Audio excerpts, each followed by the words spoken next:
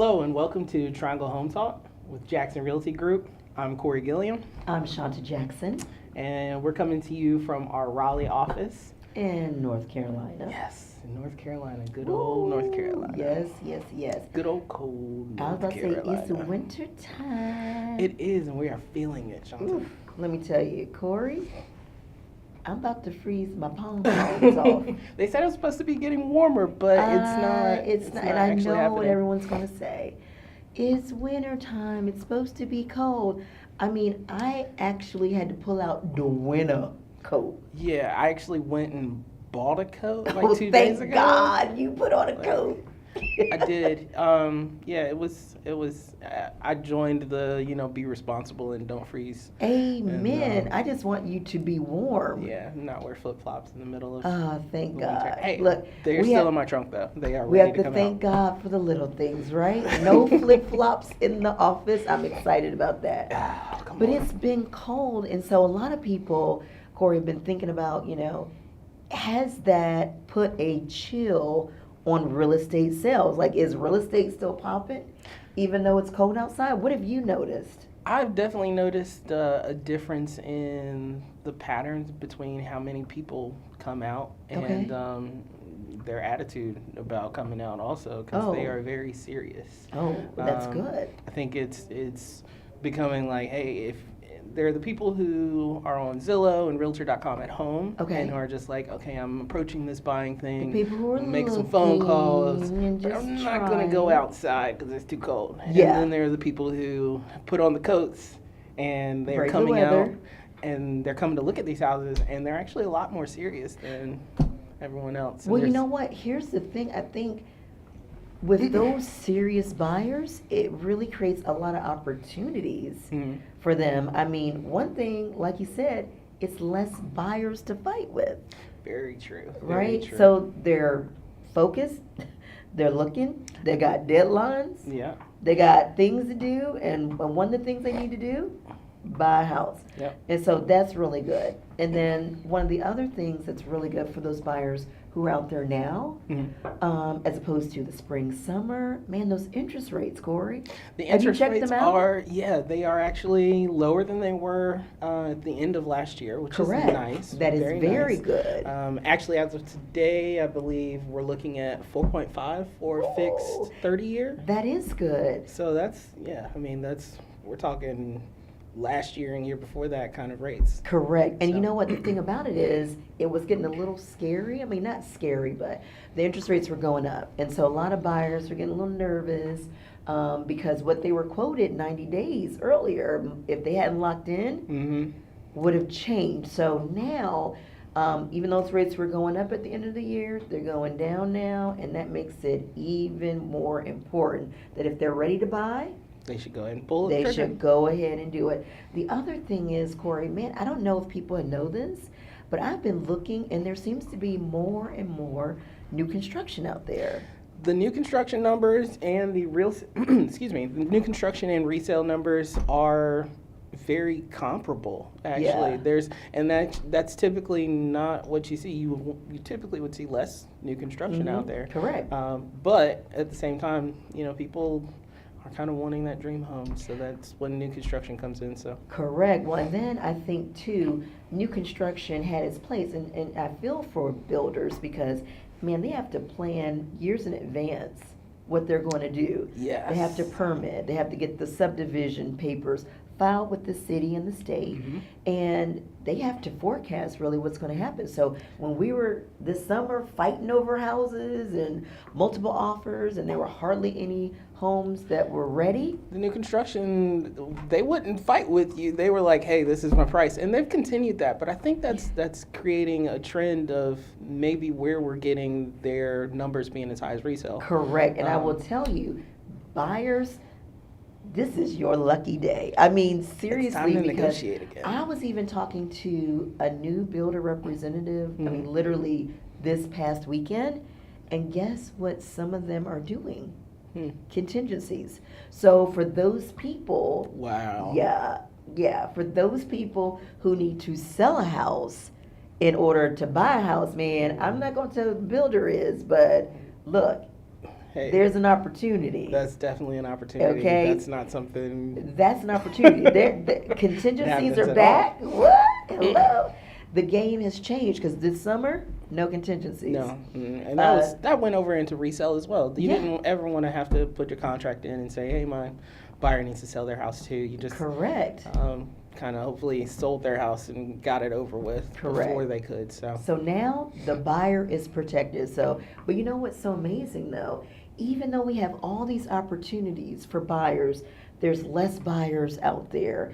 There's interest rates are going down, and there's more opportunities It's in kind of new a construction. self-correction, right? With the less buyers that are more serious in this cold market right now, and then low inventory, it's easier to find that deal that works specifically for you right now. I think. Exactly right. But I feel like that even though there are a lot of opportunities, I was talking to a lender and he was saying, man, I mean, really just this morning I was talking to him and he was saying he's got so many pre-qualified buyers, but they're not pulling the trigger. They're not finding the house that is for them. I mean, so it's buyer fatigue, honestly. what is buyer fatigue? Well, there is there's a standard level of inventory, Okay. and at a given time, like for instance, right now in Durham, or at the end, of the year in Durham, there were 626 homes. Wow. Now across that, that's all price ranges, but let's say you were looking in this one price range. Okay. Of that 625. There's only 15. That 15 isn't turning itself over, turning into a new house every other day.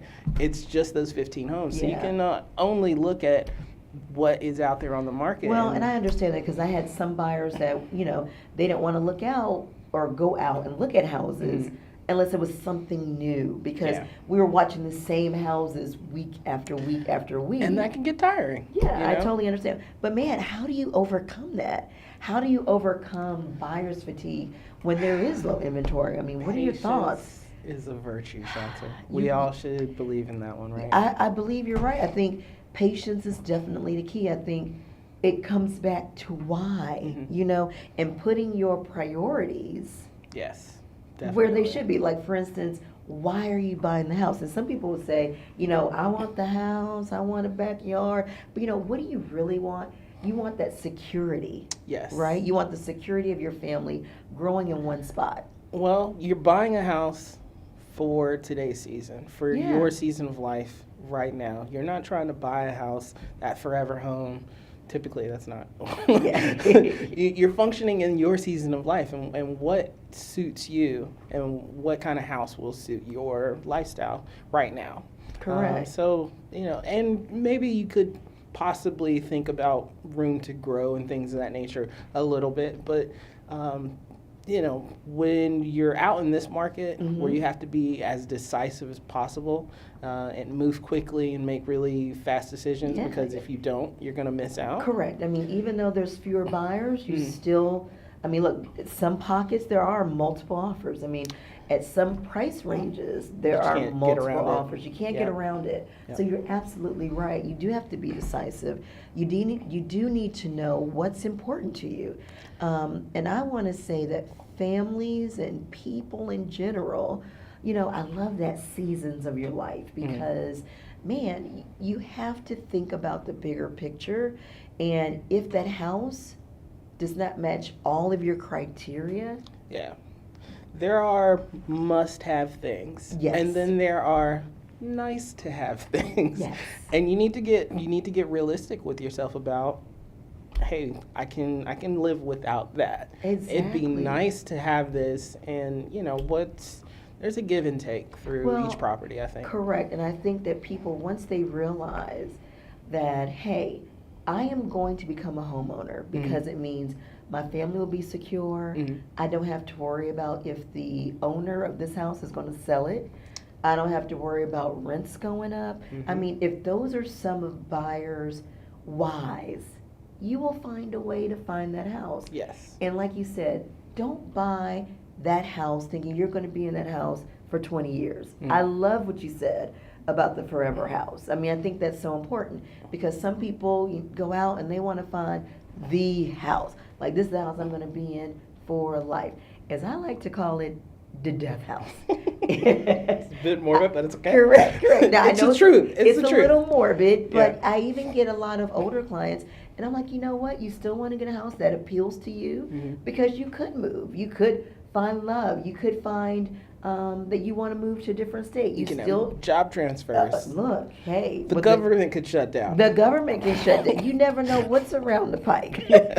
So you really need to find out your why and Mhm. stick with it. And I think that's really good for how to get over and overcome some of that buyer fatigue. Yeah. One of the things that I'm excited about is if working with buyers, and I know it's hard and I know it can be a little bit of a strain because I know everyone says it's easy breezy. Sometimes it's not, It's it can be a not. little stressful sometimes. Stressful, and it's hard to step out into that unknown Yeah. without information Correct. or correct knowledge. Yeah, I So- love that. That Right. knowledge. I'm telling you.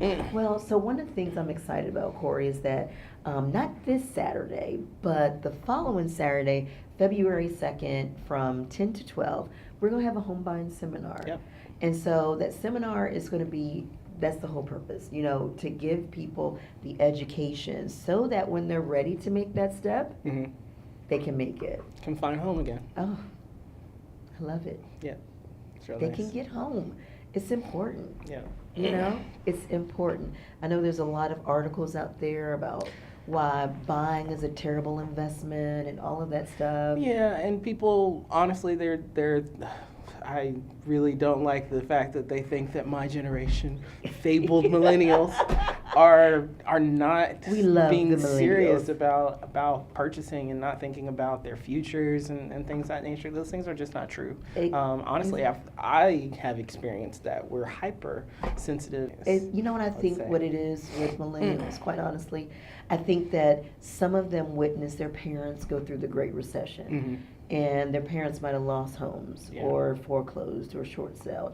And they're a little bit more cautious, And maybe. cautious For and I good think reason. inventive also Yeah. because at the end of the day what I'm seeing a lot of my friends and other fellow millennials doing is being inventive about the road to home ownership and things of that nature. So there's a way to get yourself set up prior to doing your purchase, getting your finances in order, and just not going out there all willy-nilly. Correct. I think, at the end of the day, if you're a buyer in this season, even though rates are down, there's fewer buyers out there and they can get some great deals.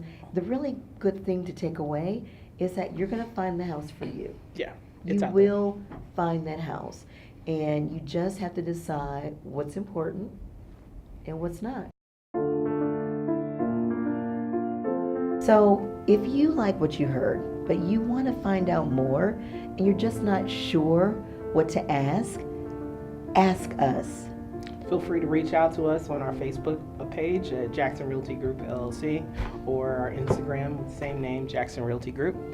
And we will pick a question and we'll answer it during our podcast. Hopefully every week. We'd love to have feedback from you guys, the audience, and maybe you can also dictate some of our topics that we talk about each week. Correct. Until next week, thank you guys for tuning in to Triangle Home Talk, and we'll see you next week. Awesome. I'm Shanta Jackson. Corey Gilliam. Stay blessed.